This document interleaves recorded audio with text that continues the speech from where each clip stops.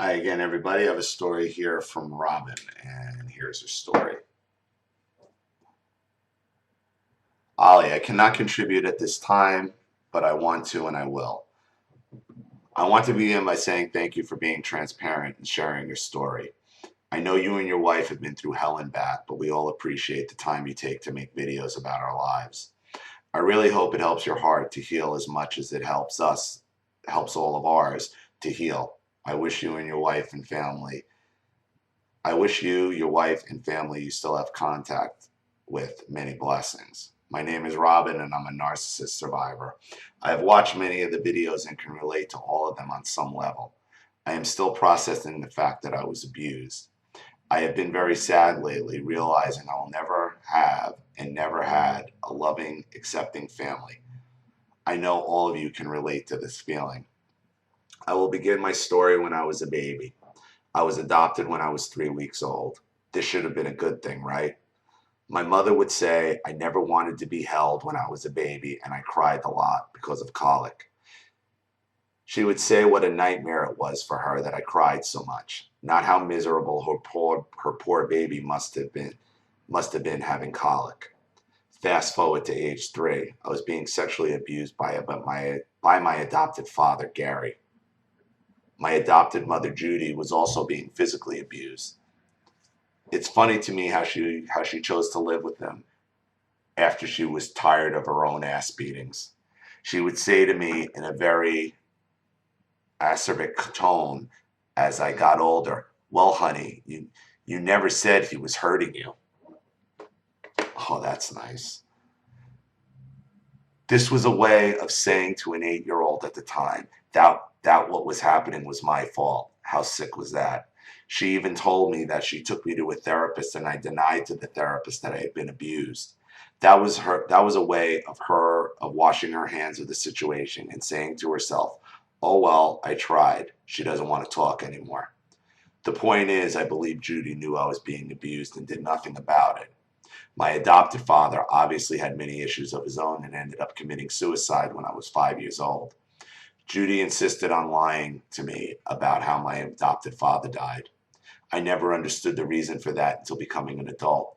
She was embarrassed because the family is Catholic and that is considered a mortal sin, and I believe she had a hard time dealing with her own abuse.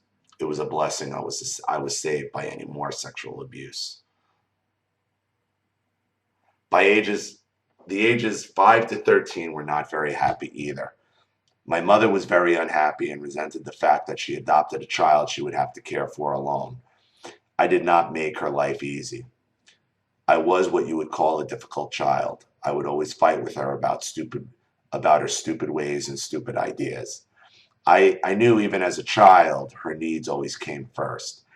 If I ever had a feeling, I was told, "Well, you shouldn't feel that way. I am a single mother doing the best I can. Try to be appreciative."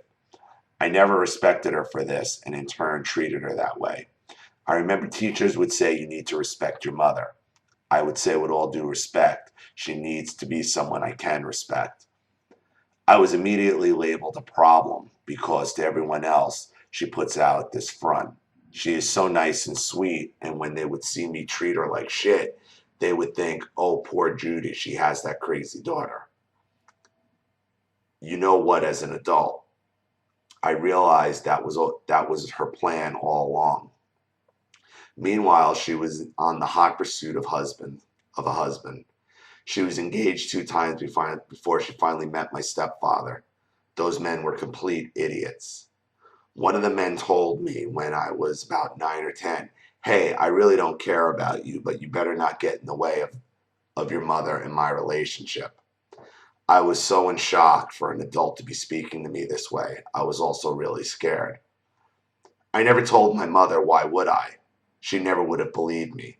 She even dated my PE teacher. She insisted they were just friends, but I could feel there was something else there. I thought this was so inappropriate. There are so many men out there, why would it have to be my damn PE teacher? I also began to act out during that time. I would think to myself and sometimes ask her, "Why did you even adopt me when you hate me so much?" 13 to 19, what a nightmare. She finally found a husband whom she could deceive and manipulate, Gil. He really tried to be nice to me at first, but then he got caught up in the dysfunction. I ended up cutting my wrists at 13. I wasn't really trying to kill myself. I was just so unhappy I didn't know how to cope. I went to a treatment center for about a month and I loved it, even the bad food. I finally got away from them. When I would try to explain to a therapist what exactly my parents were doing to me, they would say, "Are you sure, honey? I'm sure your parents didn't mean it that way." I finally just got so tired of trying to explain it, I gave up. There were times I did try to tell my family members about certain things and was met with, "Well, maybe if you would try harder not to get into trouble, they would be easier on you." I eventually gave up talking to my family members. When I was a teenager doing terrible in school, I had an eating disorder as well. My mother planted this seed as well. She consistently controlled the food I ate and how much I ate. She would always say, "It's because I love you and I don't want you to be fat like a child, be fat like I was as a child." I would think to myself, what does my childhood have to do with you? Anyway, I was running for hours at the time outside on the treadmill and on the treadmill. My father would scream, "Stop doing this to your mother. It's tearing her apart." I would think, hey, this is my illness. You can't even let me have that. I also took some more diet pills at the age of 16. Again, I didn't want to die. I just wanted to stop hurting and have a normal teenage life. It was far from normal. I wasn't allowed to do a whole lot, which is why I resorted to sneaking around. My mother always made me feel guilty for all the issues I had because she was such a good mother to everyone else that saw her. She resented that I had problems because it disrupted her perfect picture of life she wanted for herself. Adulthood, my early 20s, was a wild time for me. I went crazy with drugs and tried my best to escape. I did meet some good people at this time, but was too broken to treat them right. I stopped doing drugs. I went to college at 23, and my parents paid for this, which I was appreciative of, but they made me feel guilty if I didn't want to do some family event. They used the fact that they helped me financially so they could do whatever they wanted. It was very tumultuous during this time as well. When I was 26, my grandfather had to move where we live because he had Alzheimer's. I remember running around and taking him to doctor's appointments. My mother would criticize everything I did when it concerned my grandfather. I eventually stopped going to see him because she made it so miserable for me. Every once in a while, she would guilt me into doing some family activity. I also realized she had Gil running around caring for my grandfather as well. I thought, this is strange that my stepfather was doing so much when that was Judy's father. My mother made me feel so guilty, like my grandfather's illness was somehow my fault. Do any of you know what I mean? Yeah, that's what they do. Everything's your fault. Your mother is a selfish little cheerleader narcissist who got herself into trouble with your original dad, who was sexually abusing you, and she did nothing about it. She absolutely knew, and everybody absolutely knew. Why did he kill himself? Funny, the only two people to live with her during this time, one of them ended up dead, killing themselves. Not to say that your original father wasn't a piece of shit for molesting you anyway, but there's more to your mother's personality than you're giving her credit for. Late 20s to present, there really wasn't much of a relationship through these years, except when my parents wanted me to attend some random family function or make me feel guilty about something I wasn't doing as a daughter. I got pregnant with my son and I wasn't married. You would have thought the world was ending. They harassed me to no end about getting my son's father to marry me. He didn't want to marry me and I didn't want to marry him. Anyway, that ended up dissolving. My son's father had another girlfriend on the side. My mother treated me like it was my fault that my son's father didn't want to marry me, with comments like, "Well, that is what happens when you sleep with a man first before marrying them. And you won't do that again, will you? Or how about not marrying a fucking guy that's gonna fucking rape his own daughter?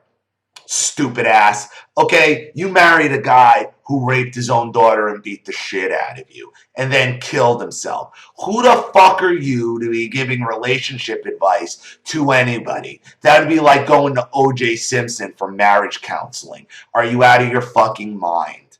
Are you out of your fucking mind? Look at the choices you made. Look at the choices you made. You married a child rapist who married his own daughter. You got dumped twice, 2 engagements, and finally you met some fucking pussy boy, some son boy that you can order around and have take care of your responsibilities for you. Why does her opinion matter to you one bit? Look at her own fucking life choices.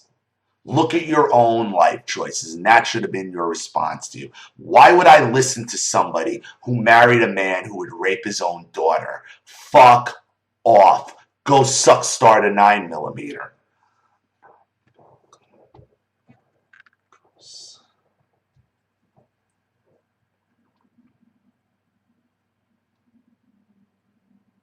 Remember, I was at my absolute weakest point in my life, and my mother is telling me this kind of stuff. I was thinking, is she trying to console me? After I had no, she knows all this is her fault. All she's trying to do is push the blame on you. She knows all of this is her doing. After I had my son, it was even more about her. In the hospital, I wanted to hold my son a lot and bond with him. She asked my stepdad she asked my stepdad to ask me not to hold him so much because she was afraid that if I fell asleep, he would fall. I told her stepdad that is her problem. He's my brand new baby. I want to hold my baby. He said, why can't you show a little appreciation for what your mother's doing to you? I was so tired and weak, I didn't argue. My mother was making me so upset and nervous behind her back by her little backhanded comments of condescension. I was unable to breastfeed to all the stress. What you should have done is called the nurse and say, I need to be alone, and they would have made them leave. They would have made them leave. My son's first birthday party, she planned the whole thing the way she wanted it. When I did offer a suggestion about what food to serve, she said, oh no, that is a poor people dish. I want nice, good food at this party. I didn't even reply to this because I was just so emotionally beat down. She also began taking care of my son at this point while I was working full-time as a preschool teacher. She did exactly what she wanted with him then too. She would drive him around in the car to take naps, so he never learned to take naps any other way. I asked her not to do this, and she replied, look, I'm doing you a favor, so I'm going to do what works for me. This made things very difficult on me on the weekends. She also refused to help potty train him. She said, well, you're the mother, you can do those things. I also had good friends at that time stopped helping me out with my son's care because my mother was so controlling. It was very lonely for me at this time because my parents thought that they were my son's parents, and this made me feel like shit for every decision I tried to make without them. I was so frustrated, and I felt so alone at this point. I met my now husband in 2012, and I swear he saved my life. He's my best friend and tries so hard to understand the madness that I am dealing with. It is very hard for someone who didn't grow up that way to understand this type of dysfunction. I have decided to cut most contact with my parents due to my mom. During some family events in recent years, she has tried to embarrass me and make me feel uncomfortable in front of other family members. This is unacceptable behavior, and I refuse to tolerate her anymore. She also took an emotional jab directed towards my son. That was it for me. I will not let her poison my son and make him feel guilty the way I did. I used to let my son see his grandparents frequently. I do not allow them to have contact with him much anymore, and I plan to keep it that way. My ultimate goal is to move away and not tell them my address and never see them again. I know that day will come soon, but until then, I have very limited contact. I deserve a healthy, happy life, just like all of you. I really hope my story can reach someone and help them in their own recovery. Thank you, everyone. and many blessings. We deserve it. Well, thank you for your story, Robin. And the theme about your mother and your family goes back to your father. Look at the decisions she makes in her own life. Why would you allow her to make any for you or your child? All these attacks that she's giving you, all these put downs, all of it is to project the fact that she's the one actually responsible for all of it. And I think you realize that. I think you realize that. I wish you can go, you were completely no contact at this point, but it might be better to keep a very limited contact so they think they have something and then split and then move away and go no contact and not let them know where you are, because this will continue. They will continue to poison your son. They will continue to brainwash him. They will try to recruit your husband as a flying monkey, okay? And it's not just going to be your mother and your stepfather. It's going to be your family. It's going to be all her flying monkeys. It's going to be whoever she recruited, okay? Because she was able to put you in a situation where you were acting out, you had drug problems, and she was able to black sheep you. Whenever you feel like arguing with this woman or fighting with her or giving in, just say to yourself, remember, this woman married a freaking child rapist who would rape his own daughter and beat his own wife. Look at the mess her life is in. Why are you taking any advice from her? That's the only response you should have to her. Look at the decisions in your own life. Who the fuck are you to be giving me any? Go start a 9mm. Good luck going no contact and getting out. I wish you the best. Thank you again for your story. I really do appreciate it. Thank you to everybody watching. Please leave any opinions or advice in the comment section below. And again, if you want your story read on the channel, you have a topic you'd like me to cover or a narcissist you'd like to expose, you know what to do with my email and the PayPal link in the description box. I'll have the video right back to you. This is Ollie Matthews. Thanks for watching. See you all again soon.